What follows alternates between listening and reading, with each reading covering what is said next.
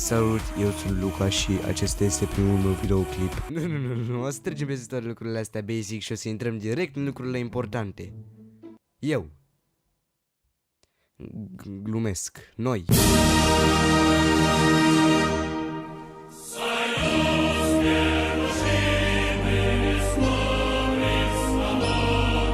glumesc.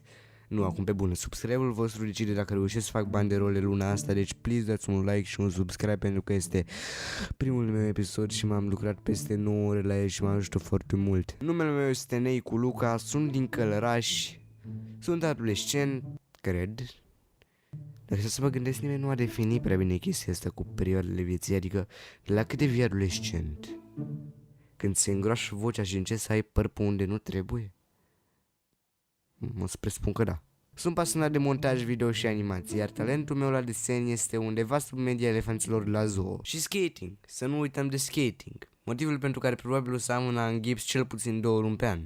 Sunt extrovertit, într-un fel, adică nu mi-e frică să vorbesc cu oameni, în afară de homeless, și oameni cu vârsta între 45 și 60 de ani, și babe care mă întreabă al cui sunt, și gemeni. Și ochi verzișori să nu-i crezi. Glumesc, nu cred în zogi superstiții. Ce e aia? Lenea mea de a scrie un script mai lung. Ajutor!